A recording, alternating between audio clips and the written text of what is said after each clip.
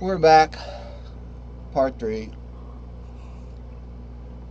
By the way, these are going to be on YouTube. I'm working on uploading them to YouTube. I think I'm only like up to lesson 4 because they have a daily limit. And the reason why I'm putting on YouTube is to have another platform to have them there. Because really, the only other place they're stored online is my OneDrive. And because my other thing, the iCloud, it seems like it doesn't organize the files as well for me.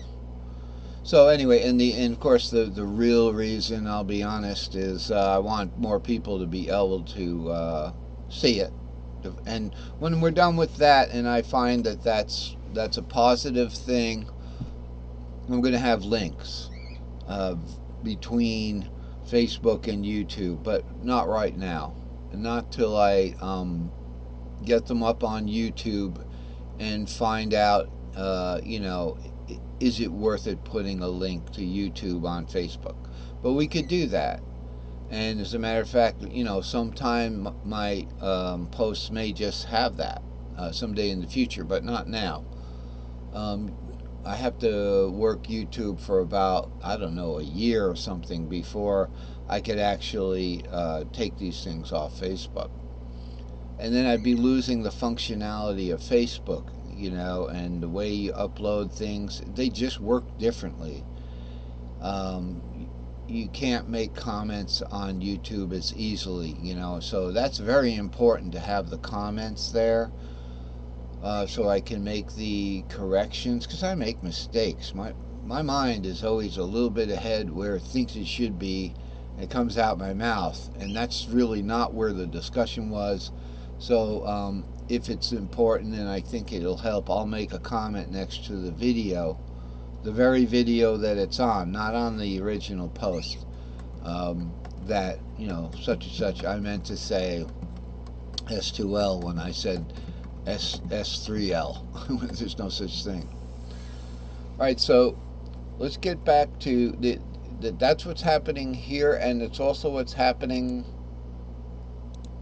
here on our these charts. This chart right down here. So this chart is almost the same as that chart that we had there that we were looking at. Okay, except this is it all put all together.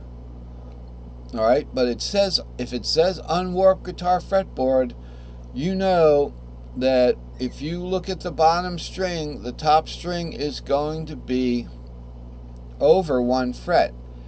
And that is simply because it's the way they stack up. See how this ends up over 1 fret, and then about 5 or 6 strings later, it's over 1 fret again.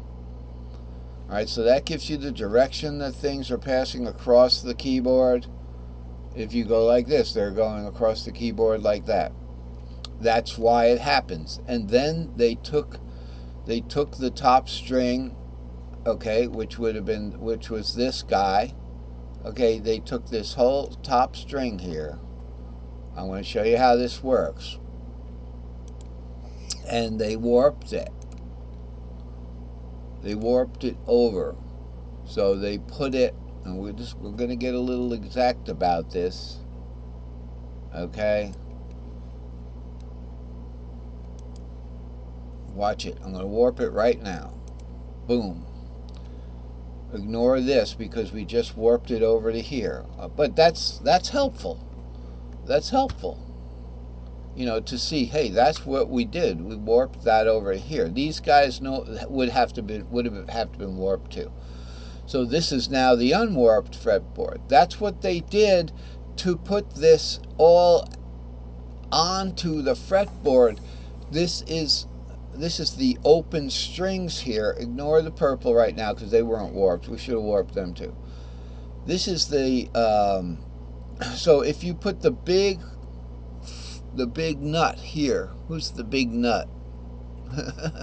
Who's the big nut? I don't know. probably Fluffy, the big nut, the Brazilian. He makes a lot of money too. So if you put the big fretboard here, Iglesias, I forget his first name. You can't get to these guys, so they warp the string over, and then you can get to them. That is why they did the warp, not because they wanted to do the fingering. Okay, so I found that out. That's something you're not going to hear anywhere but here. All right. And by the way, if you want to be the best at something, do something different than other people. And you'll be the best at it, even if it's crazy, like whatever. There are other things that I do that aren't guitar, that I'm the best at. As a matter of fact, I believe everybody's the best at something, everyone's the best at something. My wife's the best at getting my goat. She can get my goat. Oh boy. All right. Anyway, now what I'm going to do is I'm going to unwarp it again back to the way that the diagram was. Okay. Bing. Okay. You always want to be able to undo your changes there. So I forget why we picked up the guitar for a second there, and another belt of all nine, and some instant coffee. This is an unwarped fretboard. This guy right here, whoa, this guy right here. Okay, what we want to do is zoom out a little bit and then see if we can scroll up. Okay, we're going to drag up.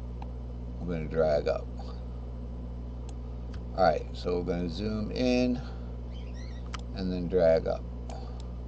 Zoom in, drag up. If at first you don't succeed,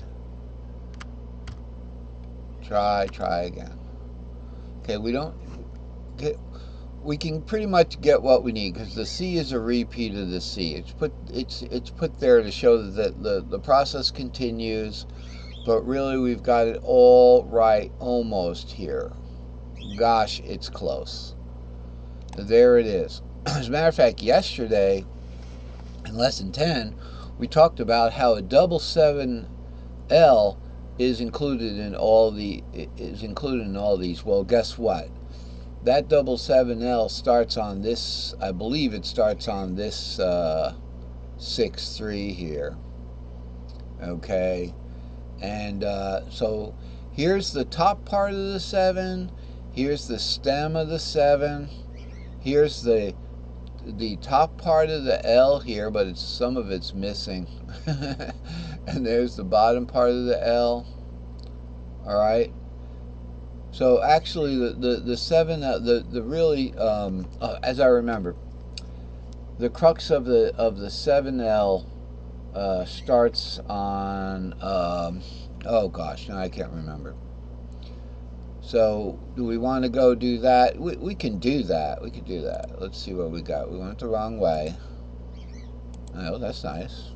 That's the sticker board from the old design. Here it is. The crux of the 7L starts on a 6-3 on a G shape. Okay, and it goes to a C shape. Then the next one, that's the 7L shape. Remember, 7 is the S2L here and the S3S here. That's all it is. And then sharing part of that S3S, another S2L here and another S3S here. That's all the 7L is. Remember, the stem of the L is the S3S right here. I had to make these shapes so I would remember them. And it repeats again, and we get the D and the C. So the 7